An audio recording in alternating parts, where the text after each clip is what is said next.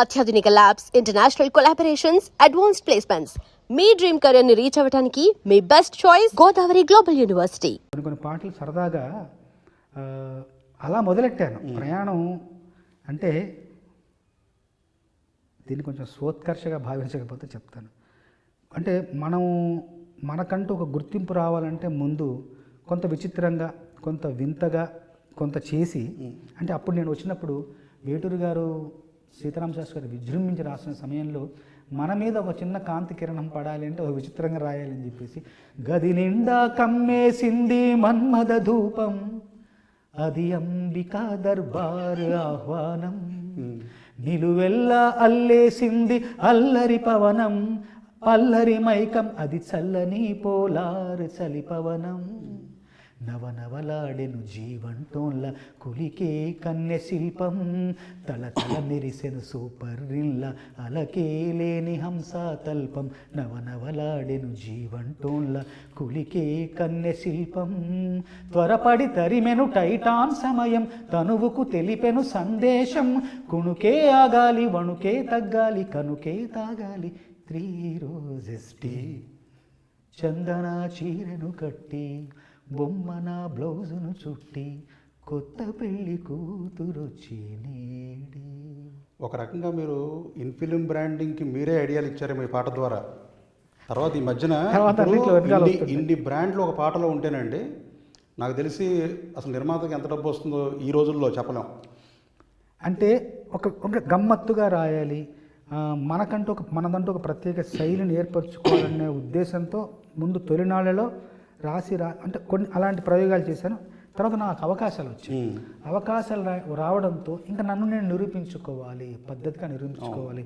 చాలా మంచి లోతైన సాహిత్యం, అర్థవంతమైన సాహిత్యం, నిలిచిపోయే సాహిత్యం, కలకాలం ఉండే సాహిత్యం ఇవ్వాలన్న కోరికతో ఆ అవకాశాలను సద్వినియోగపరుచుకొని మంచి పాటలు, మంచి భావాలు, మంచి భావజాలం అందించే ప్రయత్నం అప్పటి నుండి ఇప్పటికి చేస్తూనే ఉన్నాను. అయితే అప్పట్లోనే మీరు అంటే డైరెక్ట్గా మనం ఇంగ్లీష్ పదం అనలేం కానీ అప్సరస లిప్సు రసాలు అందించగరావా, లిప్సు రసాలు అప్సరస లిప్సు రసాలు అందించావి అంటే అప్పుడు నా వయసు ఎంత తెలుసా అండి? 24. 24 ఏళ్ళు. ఇప్పుడు నా వయసు 50 ఏళ్ళు. 24 ఏళ్ల వయసులో ఒక రకమైన తెంపరితనం, దూకుడు, ఆవేశం, అల్లరితనం అన్నీ ఉన్నాయి. దాంతో నాకు విపరీతమైన కాంక్ష ఏంటంటే నాకు పింగళి గారంటే చాలా ఇష్టం. కొత్త కొత్త పదబంధాలను సృష్టించడంలో జగజగాలు యుగయుగాలుగా జగజగాలుగా ఉర్రూగడం,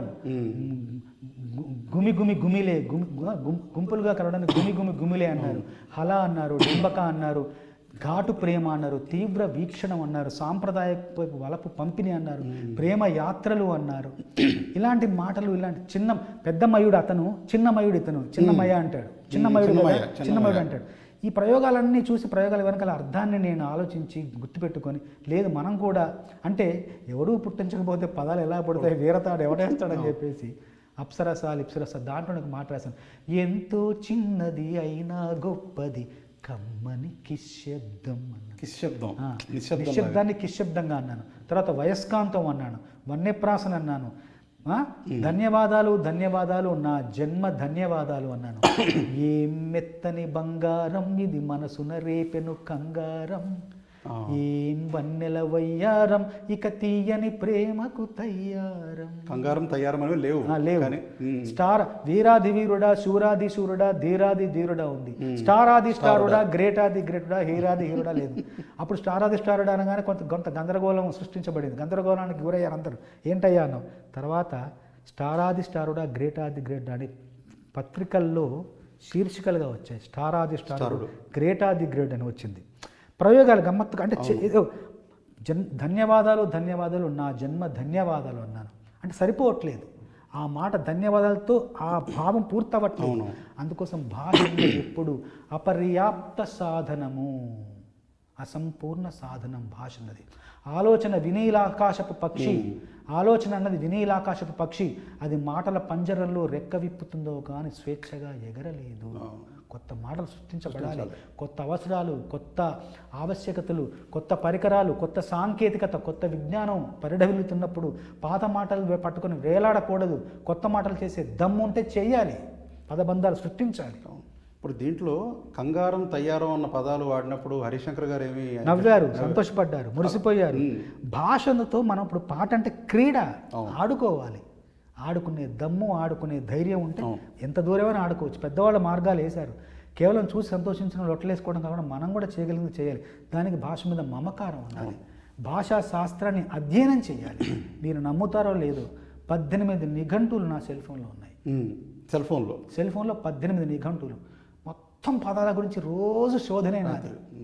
ఒక మాట చదువుతుంటాను, ఒక మాట, ఆ మాట ఎలా పుట్టింది, ఆ మాటకు పూర్వపరాలు ఏంటి, ఎలా పుట్టింది, ఎలా పరివర్తన చెంది మార్పు, ఆ మార్పులు ఏంటి. బోధరాజు గారి రాధాకృష్ణ గారి పుస్తకాలు, మాటలు మార్పులు, మాటల వాడుక మాటలు, తెలుగు జాతీయాలు, అన్ని పుస్తకాలను సమగ్రంగా నాకు ఇష్టం చదువుతూ ఉంటాను. పదాలు ఎలా పుట్టాయి, ఎలా మార్పు చెందాయి, ఎలా పెరిగాయి, సామెతలేంటి, న్యాయాలేంటి, జాతీయాలేంటి, అన్నీ నాకు ఇష్టం చదువుకోవడం. అలా చదువుతూ 18 గంటలు రోజు కూర్చొని చదువుతూ ఉంటాను. నాకు సమయం దొరికినప్పుడల్లా చదవడమే కాకుండా వాటిని స్క్రీన్ షాట్స్ తీసి మళ్ళీ నోట్స్లో పెట్టుకొని మళ్ళీ కార్లో ఫ్లైట్స్లో వెళ్తున్నప్పుడు నేను మళ్ళీ జాగ్రత్తగా తీసి ఏం రాసుకున్నాం అని చదువుకుంటాను, మళ్ళీ గుర్తు చేసుకుంటాను. ఒక అధ్యయనం ఉండాలి భాష.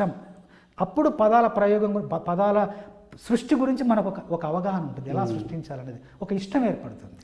ఆ చదివినప్పుడే గౌరవం ఉంటుంది వాటి మీద. ఇప్పుడు దాదాపుగా 3000 పేజీలకు పాటలు రాశారు.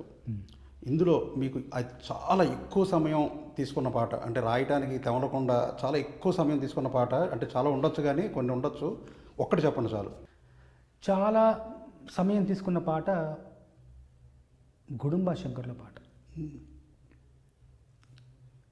ఏమంటారో నీకు నాకున్న ఇదిని, ఏమంటారో నువ్వు నేనైనా ఇదిని, ఏమంటారో మారిపోతున్న మతిని, ఏమంటారో మారిపోతున్న కథని, ఏమంటారో జారిపోతున్న మతిని.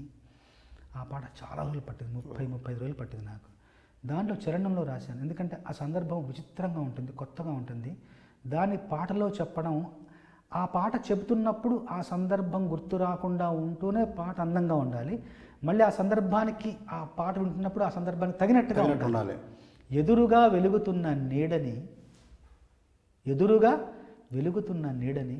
బెదురుగా కలుగుతున్న హాయిని,